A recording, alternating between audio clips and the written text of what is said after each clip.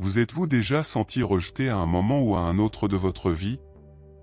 Ce sentiment peut être extrêmement douloureux, mais si je vous disais que le rejet peut être transformé en un puissant outil de développement personnel? Le livre Psychologie inversée de Marc Aurèle contient cette leçon puissante qui vous montre comment comprendre et utiliser le rejet en votre faveur. Nous voyons souvent le rejet comme un obstacle insurmontable, alors qu'il peut en fait être un chemin vers la connaissance de soi et la force intérieure. Imaginez que vous puissiez tirer des enseignements de chaque non que vous recevez, en transformant ces expériences difficiles en opportunités d'amélioration et de développement. La proposition est simple, au lieu de vous laisser tomber, vous pouvez utiliser ce que vous apprenez du rejet pour améliorer votre vie. Dans cette partie, nous allons explorer chacune de ces leçons et la façon dont elles peuvent être appliquées de manière pratique dans votre vie quotidienne. Préparez-vous à regarder le rejet d'un œil nouveau et à découvrir une nouvelle voie vers le succès et la confiance en soi. La première leçon du stoïcisme, en particulier lorsqu'il s'agit d'utiliser le rejet en votre faveur, est simple mais puissante: ignorez ceux qui vous méprisent et concentrez-vous sur vous-même. Imaginez que quelqu'un vous ait critiqué ou rabaissé. Beaucoup d'entre nous connaissent ce sentiment de dévalorisation ou d'infériorité. La première réaction peut être la colère, la tristesse ou même le désespoir. Nous nous disons: qu'est-ce que j'ai fait pour mériter cela? Cette personne a-t-elle raison à mon sujet? En réalité, ces sentiments peuvent nous entraîner dans un cycle d'autocritique et d'insécurité. Le stoïcisme nous enseigne cependant que la responsabilité de notre estime de soi doit être entre nos mains. Lorsque vous laissez le mépris des autres affecter votre perception de vous-même, vous leur donnez le contrôle de ce que vous ressentez. C'est non seulement injuste pour vous, mais c'est aussi une forme de distraction qui peut vous éloigner de vos objectifs et de vos valeurs. La première étape consiste à reconnaître que l'opinion d'une autre personne ne définit pas qui vous êtes. Les critiques reflètent souvent les insécurités et les expériences de la personne qui les émet plutôt que la véritable réalité qui vous concerne. Alors, au lieu de vous laisser abattre, prenez ce rejet et utilisez-le comme un tremplin pour vous élever. Concentrez-vous sur vous-même. Demandez-vous: qui suis-je vraiment? Quelles sont mes valeurs et mes objectifs? Qu'est-ce qui me rend heureux? Cette réflexion sur soi est fondamentale. Le stoïcisme nous invite à regarder à l'intérieur de nous-mêmes et à cultiver la connaissance de soi. Ce voyage à la découverte de soi nous aide non seulement à renforcer notre estime de soi, mais aussi à développer une résilience qui nous immunise contre l'opinion des autres. Lorsque nous avons confiance en nous et en ce que nous voulons, le mépris des autres perd de son pouvoir. C'est là que la pratique devient essentielle. Vous pouvez commencer à vous fixer de petits objectifs, en vous concentrant sur les compétences que vous souhaitez développer ou sur les moments que vous prendrez pour prendre soin de votre santé physique et mentale. En relevant de petits défis, vous construisez une base solide de confiance qui ne dépend de personne d'autre que vous. Lorsque quelqu'un essaiera de vous rabaisser, vous saurez que votre valeur ne peut être remise en question. Il s'agit d'un processus continué. Comme tout changement, il prend du temps, mais le voyage lui-même est incroyablement gratifiant. Un autre point crucial que le stoïcisme nous enseigne est l'idée d'accepter ce que l'on ne peut pas changer. Vous ne pouvez pas contrôler la façon dont les autres vous voient ou réagissent à votre égard, mais vous pouvez choisir la façon dont vous y réagissez. En adoptant cette perspective, vous commencez à vous libérer des attentes extérieures et à vous concentrer sur ce qui est vraiment important. Chaque rebuffade que vous ignorez est une occasion de réaffirmer votre valeur. Chaque situation difficile devient une occasion de grandir. Le mépris des autres peut devenir une source de motivation, un rappel que vous pouvez être meilleur et faire plus. Se concentrer sur soi-même et sur ses propres objectifs signifie également qu'il faut cultiver un environnement favorable. Entourez-vous de personnes qui croient en vous et vous encouragent. Lorsque vous privilégiez les relations qui apportent de la positivité à votre entourage, l'impact du mépris diminue. Vous commencez à écouter davantage les voix qui comptent et à ignorer celles qui n'ont aucune importance dans votre vie. Enfin, lorsque vous regardez le mépris dans les yeux, rappelez-vous que vous êtes la seule personne responsable de votre bonheur et de votre réussite. En ignorant ceux qui vous méprisent et en vous concentrant sur vous-même, vous devenez plus fort. Et cette force ne vient pas seulement du fait d'éviter la douleur du rejet, mais d'un engagement profond envers vous-même. Devenez votre meilleur allié et voyez comment la vie peut changer. Le rejet n'est pas une fin, mais un chemin vers le dépassement et la sagesse. C'est une chose dont nous pouvons tous tirer des leçons et que nous pouvons appliquer à notre vie. Avant d'aller plus loin, j'aimerais vous lancer une invitation. Si vous appréciez ce contenu et souhaitez continuer à chercher d'autres idées qui peuvent enrichir votre voyage, n'oubliez pas de vous assurer que vous êtes déjà abonné à cette chaîne. Ensemble, nous verrons d'autres leçons tirées de ce chemin de la connaissance de soi et de la résilience. Après tout, la connaissance n'est qu'une première étape, l'appliquer dans sa vie est ce qui compte vraiment. La deuxième leçon est tout aussi puissante, pratiquer le lâcher-prise. Il s'agit d'une compétence qui peut changer la façon dont vous gérez les expériences de rejet et d'autres difficultés. Imaginez que vous êtes sur un bateau au milieu de la mer. Parfois, la mer est calme et vous naviguez facilement. À d'autres moments, cependant, des tempêtes surgissent et les vagues commencent à secouer votre bateau. Ces tempêtes représentent souvent les expériences difficiles que nous rencontrons dans la vie, comme le rejet. Ce que le stoïcisme nous enseigne, c'est que nous pouvons apprendre à naviguer dans ces tempêtes sans qu'elles nous fassent sombrer. Dans ce contexte, se détacher ne signifie pas perdre la capacité de ressentir ou de se soucier des autres. Au contraire, il s'agit de réaliser que de nombreuses situations échappent à notre contrôle et d'apprendre à ne pas s'y attacher émotionnellement. Lorsque vous êtes rejeté, votre première réaction peut être de vous enfoncer dans un sentiment de tristesse ou d'indignation. Cette immersion émotionnelle nous empêche de voir la situation dans son ensemble et nous fait perdre de vue les choses qui comptent vraiment.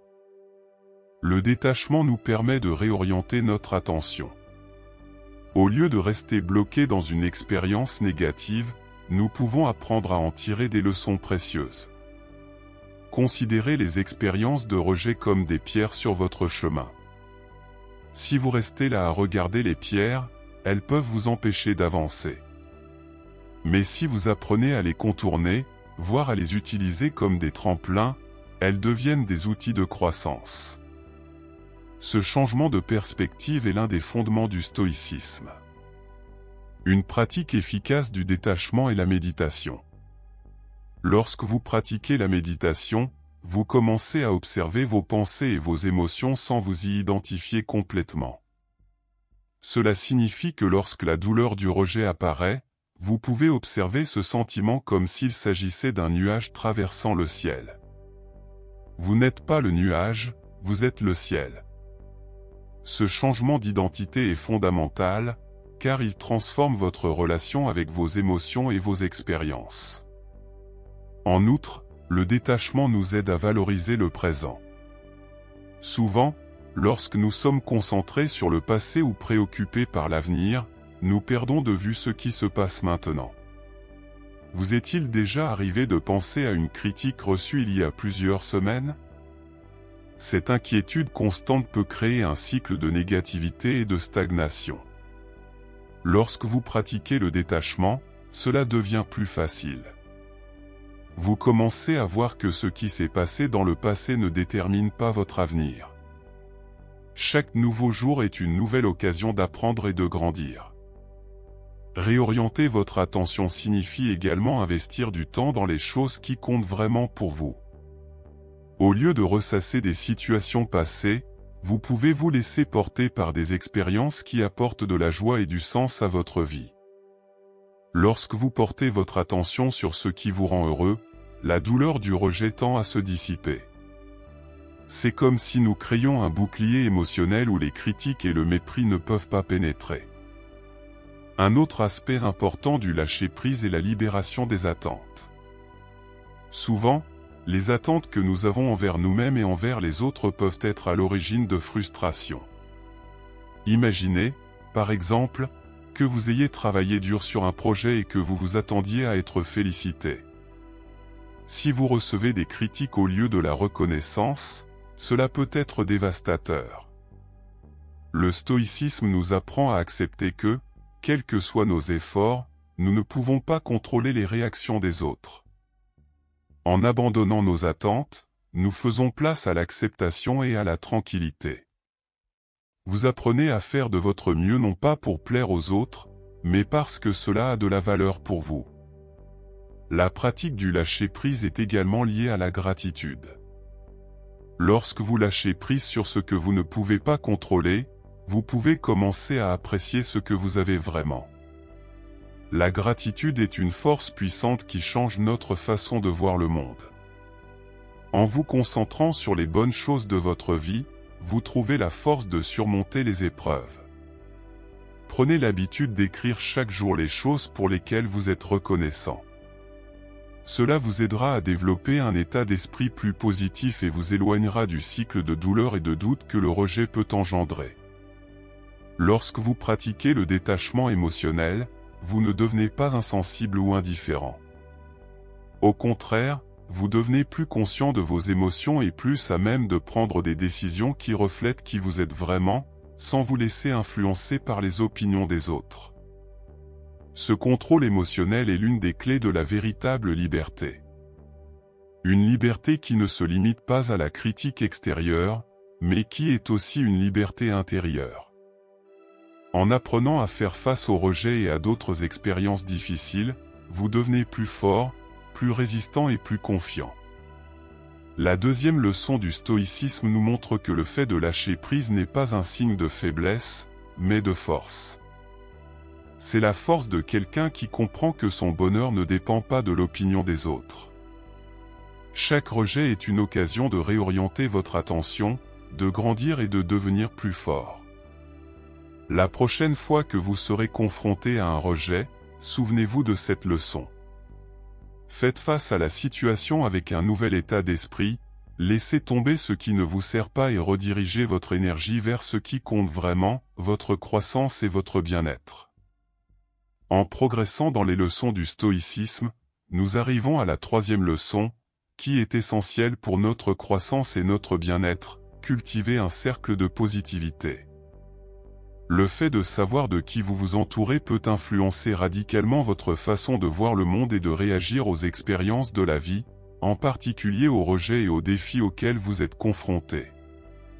Imaginez que vous essayez de faire pousser une plante.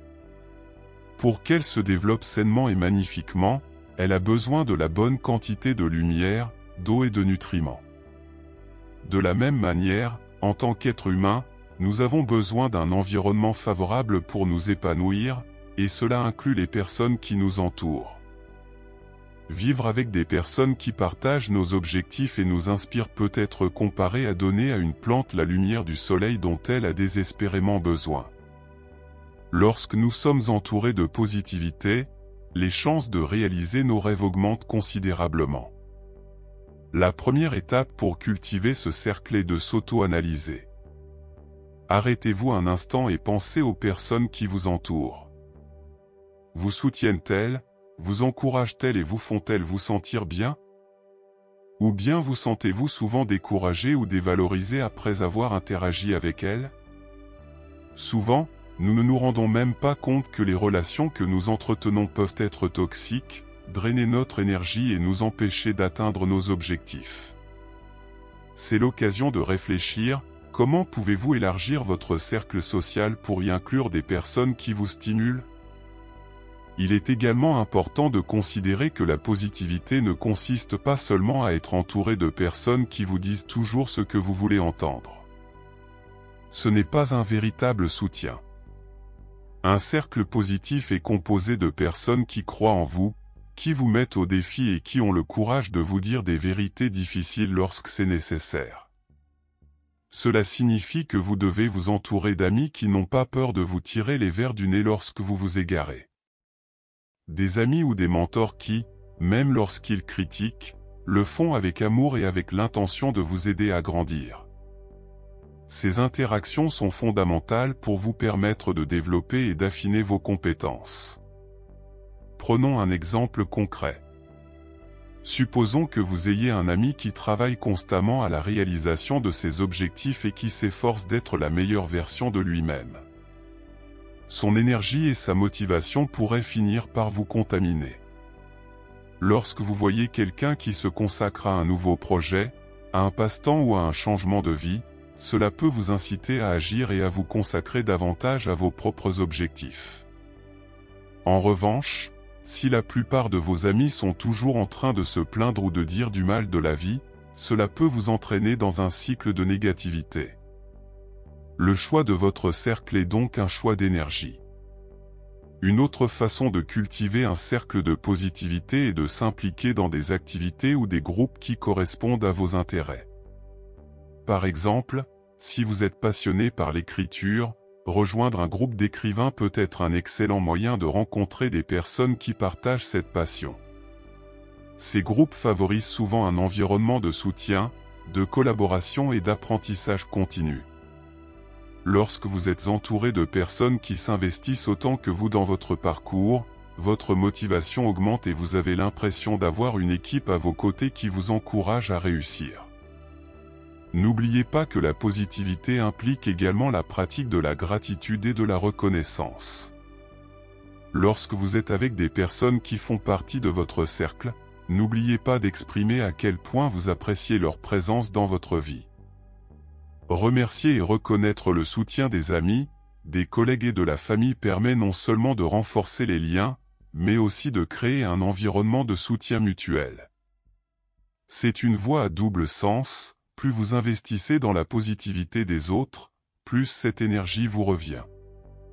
Pour boucler la boucle de la positivité, n'oubliez pas qu'il est important de devenir une source de positivité pour les autres. Inspirez et motivez les personnes avec lesquelles vous interagissez.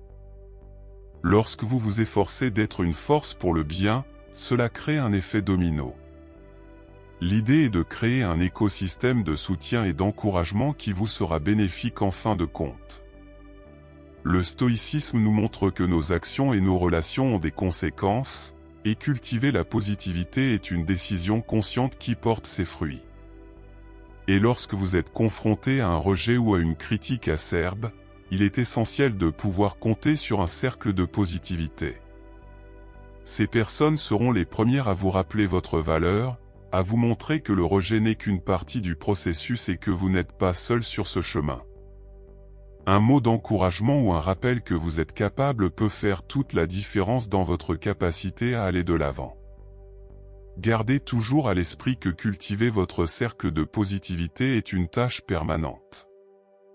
Parfois, il peut être nécessaire de laisser tomber les relations qui ne contribuent plus à votre bien-être. Ce processus peut être difficile, mais il est fondamental si vous voulez vous développer. Tout comme une plante a besoin d'espace et de lumière pour se développer, vous méritez également un environnement propice à votre épanouissement. Cultiver un cercle de positivité est un moyen efficace d'appliquer la troisième leçon du stoïcisme. Cette leçon ne concerne pas seulement les personnes qui font partie de votre vie, mais la manière dont vous pouvez activement décider qui vous laissez influencer votre parcours. Lorsque vous vous entourez de personnes qui vous inspirent et partagent vos objectifs, vous créez un espace fertile pour votre croissance et la leur. Cela se traduit par un cercle vicieux d'optimisme et de réussite. Croire au changement et à la croissance, s'entourer de personnes qui vous motivent et rediriger votre énergie vers vos objectifs sont autant de façons d'embrasser cette leçon stoïque. En mettant ces idées en pratique, non seulement vous devenez plus fort face aux rejets et aux difficultés, mais vous contribuez également à l'épanouissement de ceux qui vous entourent. Ainsi, chacun devient une pierre angulaire dans la vie des autres, créant un réseau de soutien, d'amour et d'inspiration. La quatrième leçon nous invite à utiliser le rejet comme une chance de nous redécouvrir. Nous avons tous été confrontés à la douleur du rejet, que ce soit dans nos relations, au travail ou dans d'autres situations importantes pour nous.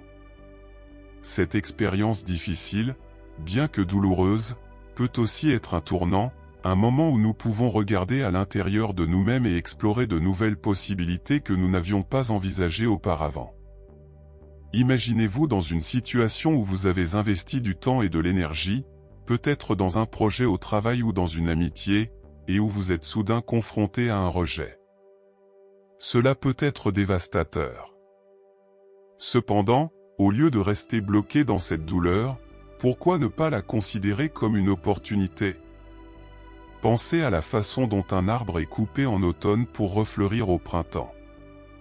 Cet acte de détachement et de transformation permet à l'arbre de devenir plus fort et plus beau. Le rejet peut vous conduire à un cycle similaire de renouvellement et de découverte de soi. Lorsque vous êtes confronté à un rejet, votre première réaction peut être de vous sentir perdu ou même de vous dévaloriser. Toutefois, cette incapacité à aller de l'avant doit être considérée comme une chance de se tourner vers l'intérieur. Le stoïcisme souligne l'importance de la connaissance de soi. Profitez de cette occasion pour examiner ce que vous voulez vraiment. C'est peut-être l'occasion de vous demander: qu'est-ce que je veux vraiment dans cette vie? Parfois, nous sommes tellement immergés dans les attentes des autres que nous oublions de réfléchir à ce que nous voulons pour nous-mêmes. Utiliser le rejet comme une chance de se redécouvrir peut être une expérience enrichissante. À partir du moment où vous décidez de ne pas laisser le rejet définir votre estime de soi, vous ouvrez un espace pour que de nouvelles idées et opportunités entrent dans votre vie. C'est le premier pas vers la réinvention. Il ne s'agit pas seulement de se réinventer, mais d'explorer des voies différentes qui peuvent vous mener à des expériences que vous n'auriez jamais cru possibles. Parfois, ce qui semble être une porte fermée peut en fait être une fenêtre ouverte sur quelque chose de nouveau. Pensez à un moment de votre vie où vous avez été confronté à un rejet important. Vous vous êtes peut-être éloigné d'un groupe d'amis, d'un travail ou même d'une ancienne passion. Au lieu de pleurer ce qui a été perdu, concentrez-vous sur les possibilités que cette nouvelle situation peut vous offrir. C'est comme si vous vous trouviez à un carrefour sur le chemin de la vie. D'un côté, vous pouvez suivre ce que vous savez déjà, mais de l'autre, vous vous lancez dans une nouvelle aventure. Souvent, c'est le chemin le moins fréquenté qui apporte les plus grands trésors. En outre, l'investissement dans l'exploration de soi est crucial dans ce processus. Parfois, lorsque nous nous sentons rejetés, nous avons tendance à nous isoler. Or, utiliser ce temps pour se redécouvrir peut s'avérer bien plus précieux. Il peut s'agir d'explorer de nouveaux passe-temps, d'investir dans des cours qui éveillent votre curiosité ou même de voyager dans des endroits que vous avez toujours rêvé de voir. Chaque nouvelle expérience est l'occasion d'en apprendre davantage sur vous-même et de découvrir de nouvelles passions et de nouveaux centres d'intérêt. Imaginons que vous ayez toujours aimé dessiner, mais que vous n'ayez jamais eu le courage de le partager avec d'autres parce que vous aviez peur d'être rejeté. Après une expérience de rejet, vous pouvez décider que le moment est venu d'explorer cette passion. Vous vous inscrivez à un cours de dessin, vous trouvez une communauté d'artistes où vous commencez à partager votre travail en ligne. Ce nouveau parcours peut non seulement vous apporter de la joie, mais aussi ouvrir la voie à de nouvelles amitiés et à des opportunités professionnelles. Se réinventer après un rejet demande également un certain courage. Vous devez être prêt à laisser derrière vous ce qui ne vous sert plus et à embrasser l'inconnu. Le stoïcisme nous enseigne que la vie est pleine d'incertitudes. Lorsque nous sommes capables d'accepter ces incertitudes, nous transformons le rejet en un puissant outil de découverte de soi. Chaque nouvelle expérience que vous recherchez après un rejet est une chance de recadrer votre chemin. Il ne faut pas non plus oublier l'importance de garder l'esprit ouvert. Parfois, les nouvelles opportunités qui se présentent ne ressemblent pas à nos attentes initiales. Ce qui peut sembler être une perte importante devient une nouvelle liberté d'explorer et de découvrir ce qui compte vraiment. L'essentiel est de faire preuve de souplesse et d'adaptabilité. Cela signifie qu'il ne faut pas trop s'attacher à un résultat spécifique, mais plutôt à l'idée qu'il y a toujours quelque chose de précieux à trouver, même dans les méandres de la vie.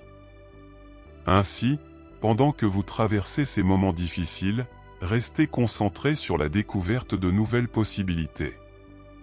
Chaque rejet est, d'une certaine manière, une leçon déguisée. Posez-vous la question suivante: que puis-je apprendre de cette situation? Comment puis-je utiliser cette expérience pour devenir une version plus forte et plus authentique de moi-même? Le spectacle de la vie est riche en nuances, et grâce à elle, nous pouvons éclairer de nouvelles voies pour notre avenir. Se réinventer n'est pas une destination, mais un voyage permanent. Quel que soit le nombre de fois où vous êtes confronté au rejet ou où la vie vous entraîne sur des chemins inattendus, rappelez-vous que chaque étape est une occasion de croissance. Chaque décision de réorienter votre énergie et d'envisager de nouvelles possibilités est un acte de courage. Et ce courage ne crée pas seulement de nouvelles opportunités, il vous transforme aussi en quelqu'un de plus aligné avec vous-même. Je vous invite à partager ce message avec quelqu'un qui a besoin de l'entendre aujourd'hui. Il se peut qu'un de vos proches soit confronté à un rejet et qu'en entendant parler de la beauté de la redécouverte et de la réinvention, il puisse trouver l'espoir d'aller de l'avant. Rappelez-vous que, comme le phénix qui renaît de ses cendres, chacun d'entre nous a la capacité de se réinventer et de trouver de la beauté même dans les expériences les plus difficiles. En la 5e leçon du stoïcisme, nous trouvons une approche puissante pour faire face aux défis de la vie: utiliser le silence et la distance émotionnelle comme outil de réflexion. Souvent, dans les moments de stress, de rejet ou de conflit, la première réaction est de se laisser emporter par les émotions. Cela peut nous pousser à prendre des décisions irréfléchies ou à réagir de manière impulsive, sans pour autant refléter notre véritable personnalité. Pratiquer le silence et créer une distance émotionnelle peuvent être des alliés précieux pour préserver notre paix intérieure. Imaginons que vous veniez de vivre une situation difficile, comme une vive dispute avec un ami. Des mots sont prononcés et la tension est palpable. Que se passe-t-il ensuite? Il est facile de se laisser emporter par la colère ou la frustration et de réagir de manière impulsive, mais ce type de réaction n'est souvent pas la meilleure solution. C'est là qu'intervient la notion de silence. En faisant une pause, vous créez un espace entre l'émotion et l'action. Cet espace est crucial. Il invite à respirer profondément, à prendre du recul et à laisser ses émotions se calmer avant de prendre une décision. Ce moment de silence peut être la clé pour y voir plus clair. De nos jours, nous sommes constamment bombardés d'informations, d'opinions et de stimuli. Chaque notification sur votre téléphone portable, chaque message sur les médias sociaux peut déclencher des réactions instantanées. Cependant, si vous parvenez à prendre un peu de distance par rapport à ce chaos et à vous accorder des moments de silence, cela peut être un véritable baume pour l'esprit. Le stoïcisme recommande cette pratique qui consiste à se retirer temporairement des situations qui provoquent des émotions intenses. Ce faisant, vous protégez votre paix intérieure. Vous avez la possibilité de réfléchir à ce qui s'est réellement passé, d'analyser la situation sans la pression du moment. Pensez à une analogie avec la nature. Imaginez un étang généralement agité et plein de vagues. Lorsque vous jetez un caillou dans l'étang, les vagues s'étendent et l'eau devient trouble. Toutefois, si vous laissez l'étang tranquille et que vous vous éloignez pendant un certain temps, les vagues finissent par se calmer et l'eau retrouve sa clarté d'origine. C'est le même processus qui se produit dans notre esprit. En faisant une pause, vous permettez à vos émotions de se stabiliser, ce qui vous permet d'envisager la situation de manière plus rationnelle. Le silence et la distance émotionnelle sont également des moyens très efficaces pour réfléchir à des situations difficiles.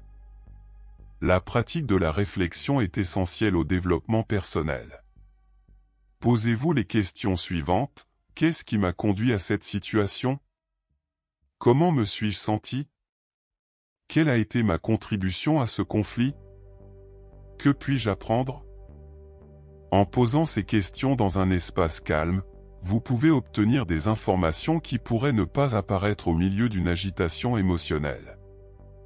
Cette réflexion vous aide non seulement à trouver des réponses, mais aussi à mieux vous connaître, ce qui vous permet de transformer des expériences difficiles en opportunités d'apprentissage.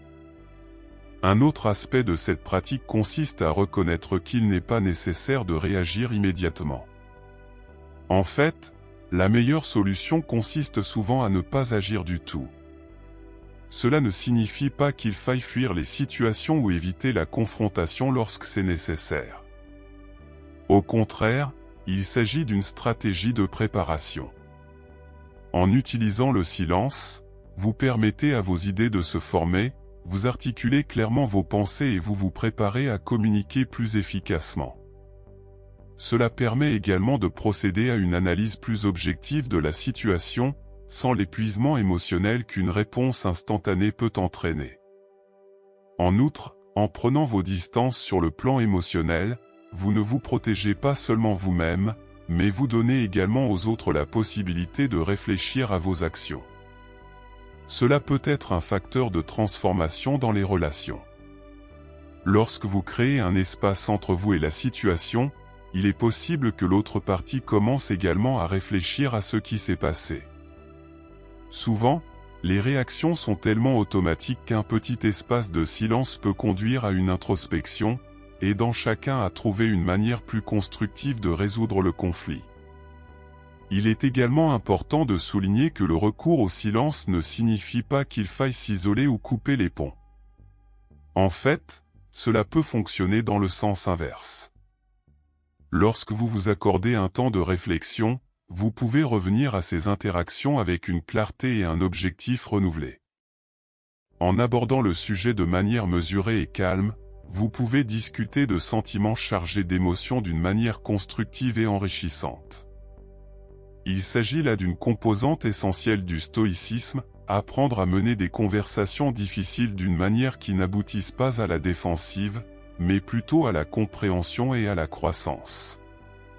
En période de trouble, ce silence et cette distance émotionnelle deviennent nécessaires et presque sacrés.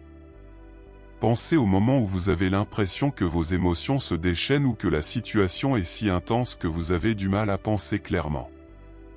C'est dans ces moments-là que le fait de s'accorder un peu de temps peut permettre d'éviter des actions que l'on pourrait regretter. Cette pause, ce calme, est un élément essentiel pour protéger ce qui compte vraiment, votre paix intérieure. Chaque fois que vous pratiquez cela, vous investissez dans votre propre résilience émotionnelle. Comment mettre cela en pratique? Tout d'abord, intégrez de petits moments de silence dans votre routine. Il peut s'agir d'une méditation rapide, d'une respiration profonde pendant quelques minutes ou d'une coupure des médias sociaux pendant un certain temps. Cet espace aidera votre cerveau à traiter vos émotions et à clarifier vos pensées. Vous pouvez même vous fixer des moments spécifiques de la journée pour rester silencieux ou des moments de réflexion qui vous permettent de recharger votre énergie. Cela deviendra une habitude saine qui vous sera bénéfique dans divers domaines de votre vie. Le stoïcisme nous enseigne que, malgré les épreuves auxquelles nous sommes confrontés, c'est toujours nous qui choisissons la manière dont nous y répondons. Cultiver la capacité à utiliser le silence et la distance émotionnelle comme outil de réflexion n'enrichit pas seulement notre vie, mais nous transforme également en personnes plus équilibrées et plus calmes. À la fin de la journée, où que vous en soyez dans votre voyage, lancez-vous une invitation. Lorsque vous êtes confronté à des difficultés ou à des moments de rejet, envisagez d'accueillir le silence. Accordez-vous la distance émotionnelle dont vous avez besoin pour réfléchir et trouver la meilleure façon d'aller de l'avant. Et n'hésitez pas à partager ce message avec quelqu'un qui pourrait avoir besoin d'une pause dans son propre parcours. Ensemble, apprenons à protéger notre paix intérieure et à plonger dans les profondeurs de la réflexion qui nous conduisent à devenir de meilleures versions de nous-mêmes. Passons maintenant à la 6e leçon du stoïcisme, qui nous enseigne l'une des leçons les plus puissantes pour notre développement personnel, ne pas mendier de l'attention. Ce message résonne profondément dans notre monde d'aujourd'hui, où la validation externe semble de plus en plus nécessaire. Nous vivons à une époque où les médias sociaux dominent nos vies, et la quête de likes, de commentaires et d'approbation peut facilement devenir une obsession.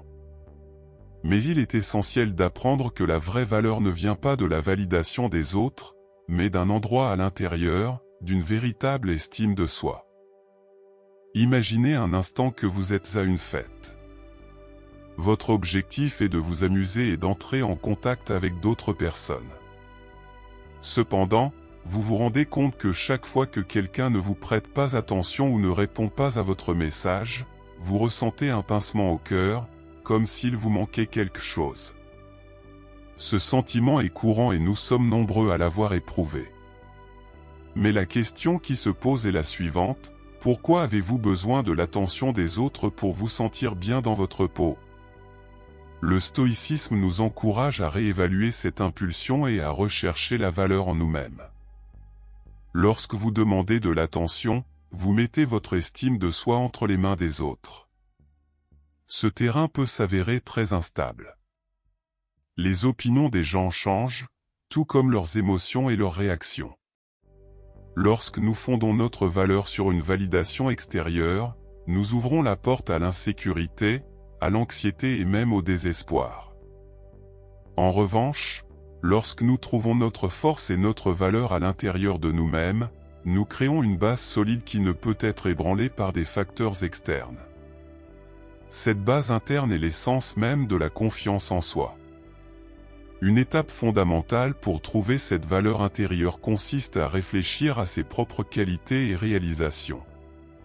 Faites silencieusement la liste de ce que vous appréciez chez vous.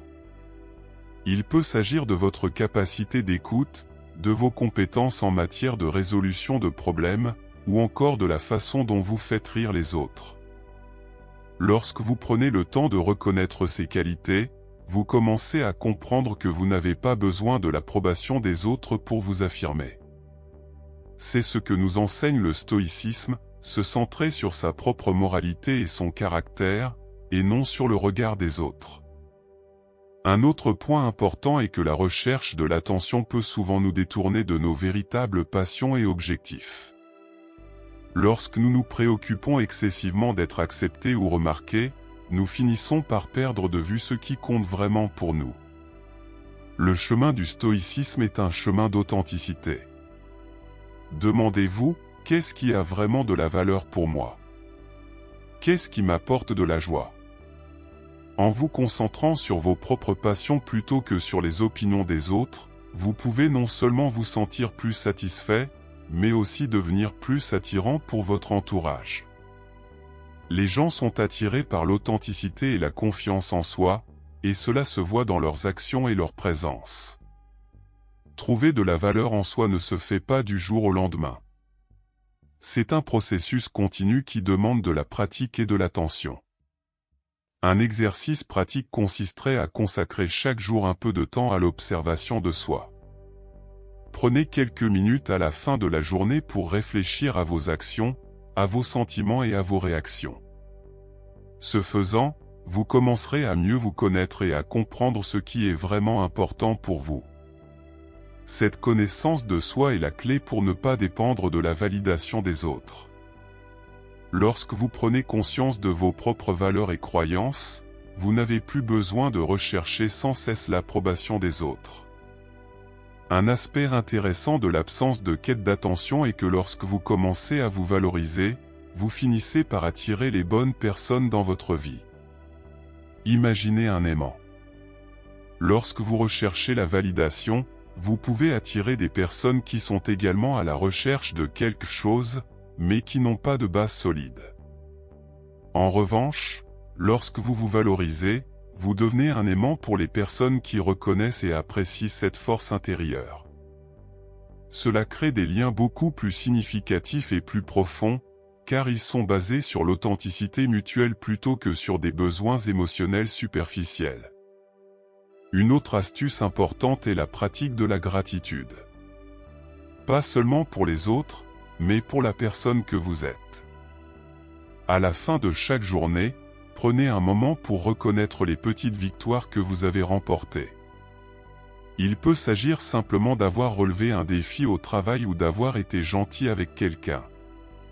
En étant reconnaissant pour vos propres efforts, vous renforcez l'idée que votre valeur réside dans vos actions, et non dans la façon dont vous êtes perçu par les autres.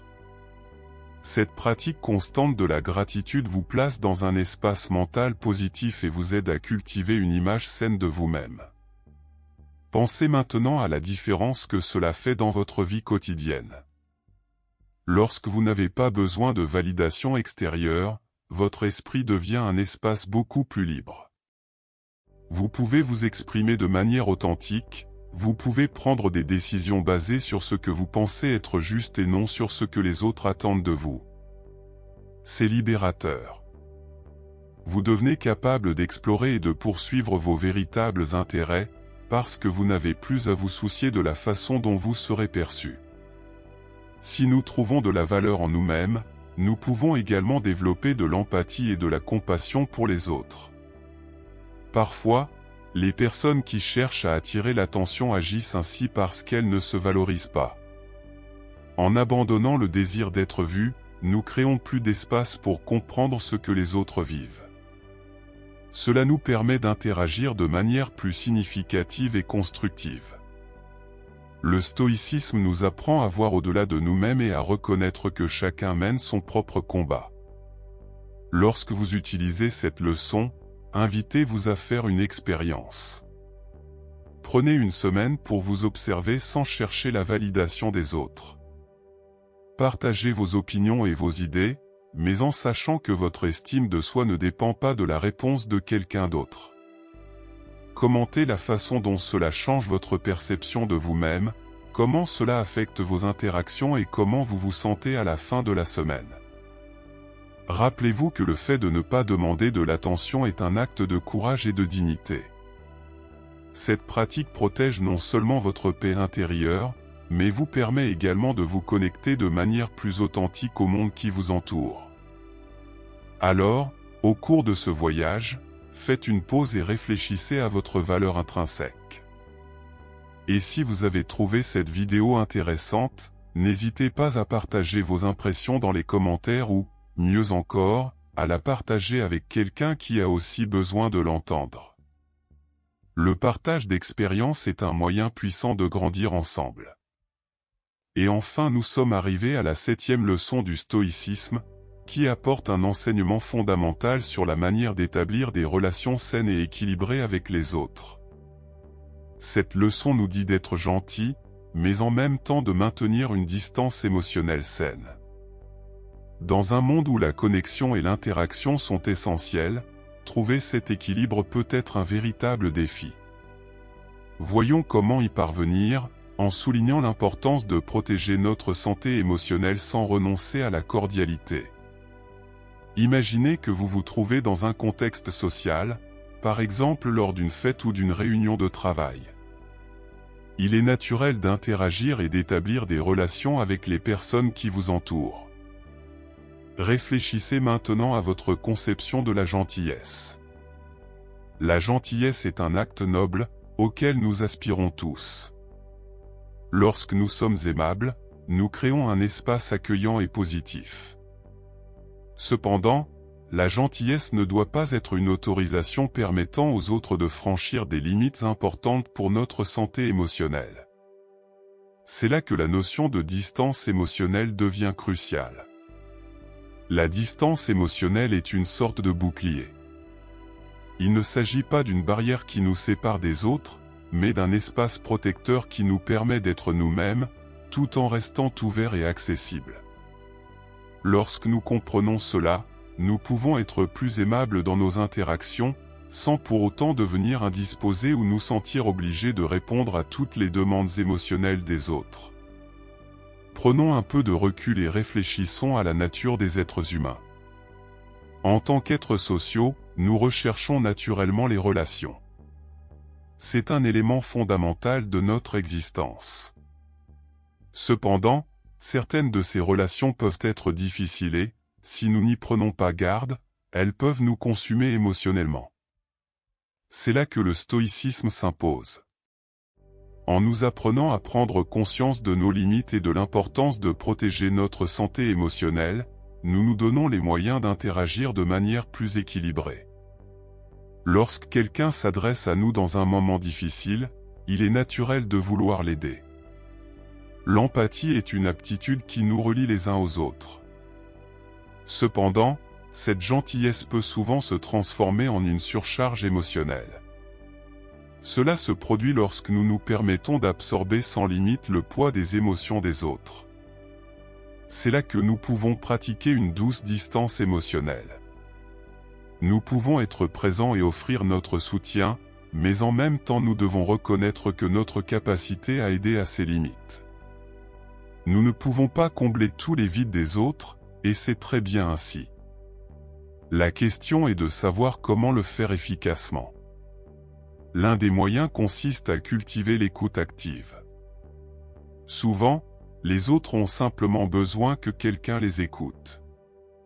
Vous n'avez pas nécessairement besoin de donner des solutions ou des conseils, le simple fait d'être présent et d'écouter peut être la gentillesse dont ils ont le plus besoin. Cependant, il est important de se rappeler que les émotions de l'autre personne ne sont pas les vôtres. Vous pouvez écouter, mais vous n'avez pas à porter la charge émotionnelle qui peut en découler. L'écoute active crée un espace sûr pour que l'autre personne puisse s'exprimer, tandis que vous restez lucide sur votre propre santé émotionnelle. Une autre façon de maintenir cette distance émotionnelle saine est de fixer des limites claires. Imaginez que vous soyez à un rendez-vous où l'on vous demande toujours de donner un coup de main, et que la pression commence à monter. Il est essentiel que vous vous sentiez à l'aise pour dire non lorsque c'est nécessaire. Cela ne signifie pas que vous n'êtes pas aimable, mais plutôt que vous vous respectez suffisamment pour savoir jusqu'où vous pouvez aller. Parfois, la gentillesse implique aussi d'avoir le courage de se défendre. Lorsque vous fixez ces limites, vous favorisez un environnement de respect mutuel. Ce n'est pas facile, et beaucoup de gens peuvent se sentir coupables de dire non, mais cela fait partie de la croissance émotionnelle et de l'authenticité. En outre, il est essentiel de prendre soin de soi pour cultiver cette distance émotionnelle saine. Lorsque nous prenons soin de nous-mêmes, nous devenons plus forts et mieux à même d'apporter notre soutien aux autres. Cela signifie que vous devez consacrer du temps à vos propres activités qui vous nourrissent, qu'il s'agisse de lire, de faire du sport, de méditer ou même de faire une promenade dans la nature. En équilibrant vos propres besoins et ceux des autres, vous créez un cycle positif. En prenant soin de vous, vous montrez que vous vous appréciez, ce qui vous permet d'être plus aimable et plus présent dans vos interactions. Concentrons-nous à présent sur un aspect important, la manière dont vous pouvez exprimer vos émotions de manière saine tout en conservant cet espace. Être bienveillant ne signifie pas ignorer ses propres besoins émotionnels. Il s'agit plutôt d'être honnête sur ce que vous ressentez. Si vous ne vous sentez pas bien ou si vous êtes débordé, vous pouvez l'exprimer clairement et respectueusement. Dire, par exemple, « J'apprécie vraiment ton amitié et je veux être là, mais je me sens un peu dépassé en ce moment et j'ai besoin d'un peu de temps pour y réfléchir » est une manière douce de se positionner sans négliger l'autre personne. En outre, le maintien de cet espace émotionnel est particulièrement important dans les relations étroites, telles que les amitiés ou les partenariats romantiques. Il arrive que l'on se perde dans les liens affectifs et que l'on oublie de préserver l'individualité de chaque personne. Il est essentiel de reconnaître que même dans les relations étroites, les limites doivent être respectées. Cela permet de créer un environnement sûr où les deux parties peuvent se développer et s'épanouir. Le respect de ces limites permet d'établir des relations plus profondes et plus saines. Un autre point qui mérite d'être pris en considération est la pratique de la compassion, à la fois pour soi-même et pour les autres. En reconnaissant que chacun a ses luttes et ses défis, vous pouvez adopter une approche plus douce, tout en conservant une distance émotionnelle saine. Vous pouvez entrer en contact avec les autres sans vous livrer complètement. Lorsque quelqu'un traverse des difficultés, au lieu de vous sentir responsable de tout résoudre, vous pouvez lui apporter votre soutien et votre compréhension. C'est une façon d'être aimable et accueillant, tout en protégeant votre propre énergie. Tout au long de ce parcours, pensez également à pratiquer la gratitude. Reconnaître les bonnes intentions qui se cachent derrière la gentillesse, tant chez vous que chez les autres, renforce la positivité dans vos relations. Lorsque vous êtes reconnaissant, vous créez un cercle de bonne énergie qui finit par transformer vos interactions. Cela vous permettra de vous sentir plus proche et plus connecté aux autres, tout en conservant votre autonomie émotionnelle. Que pouvons-nous apprendre de tout cela ? Être gentil sans sacrifier notre santé émotionnelle est un acte de soin de soi et de respect mutuel.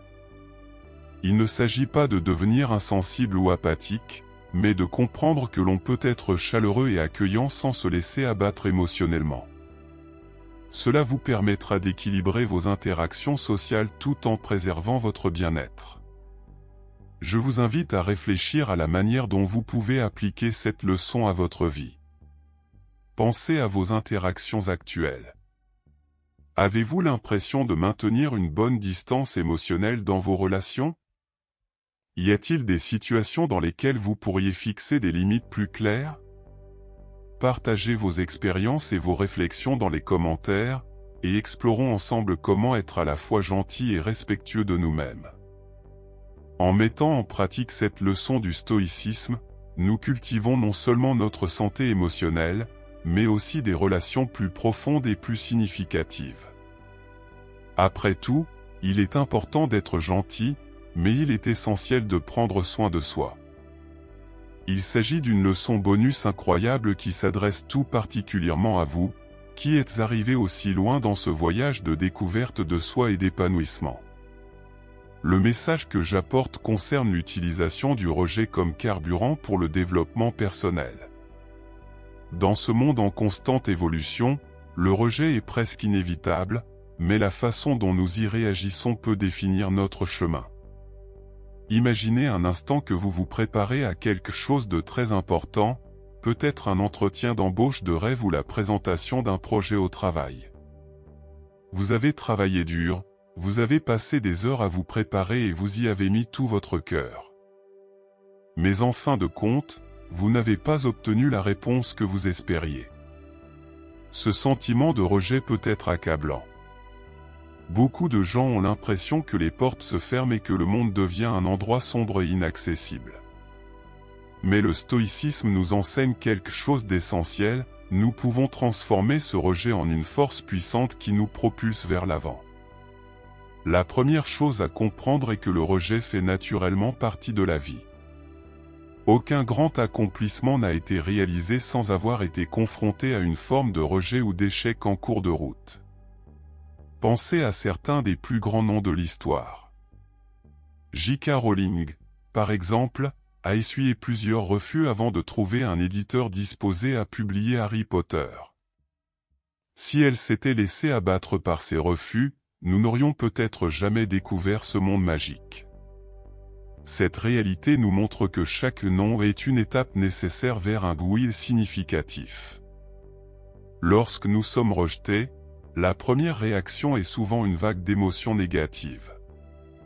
Nous nous sentons diminués, dévalorisés et perdons parfois confiance en nos capacités.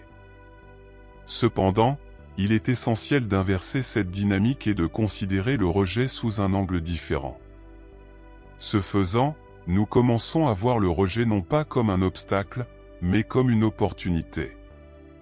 Chaque fois que nous entendons un non, nous avons la possibilité de réfléchir à ce que nous pouvons apprendre de cette expérience. Réfléchissons à la manière de transformer cette douleur en motivation. Au lieu de ruminer le rejet, utilisez-le comme une opportunité de croissance. Posez-vous la question suivante: que puis-je apprendre de cette expérience?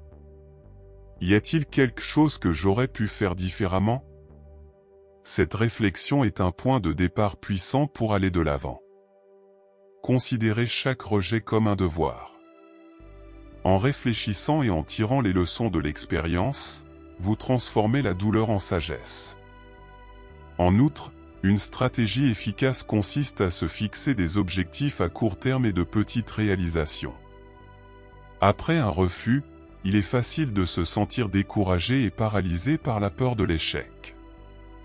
Mais si vous divisez vos objectifs en petites étapes, il vous sera plus facile de trouver la motivation nécessaire pour continuer. Chaque petit succès s'appuie sur le précédent et vous regagnez peu à peu confiance en vous. Ces réussites progressives vous rappellent que le rejet ne vous définit pas. Par exemple, si vous avez essuyé un refus pour un poste que vous convoitiez, réfléchissez à l'aspect de votre candidature qui pourrait être amélioré. Il peut s'agir de la manière dont vous avez présenté votre CV ou même de la façon dont vous vous êtes comporté lors de l'entretien. Identifiez ces points et fixez-vous un objectif pour y travailler. Et lorsque vous passez un autre entretien, recommencez à vous préparer et à vous améliorer. Ce cycle d'apprentissage et de croissance continue à vous propulser vers l'avant. Un autre aspect important à prendre en compte est que le rejet peut ouvrir de nouvelles opportunités que vous n'auriez jamais envisagées auparavant. Lorsqu'une porte se ferme, une autre peut s'ouvrir, et souvent les chemins qui émergent à la suite d'un rejet sont ceux qui nous mènent à des découvertes surprenantes et agréables. Parfois, ce qui semble être un revers est en fait un changement de direction, quelque chose qui peut vous conduire à de nouvelles expériences et peut-être à quelque chose de meilleur que ce que vous aviez prévu. Tout en apprenant à utiliser le rejet comme un carburant, n'oubliez pas de prendre soin de vous.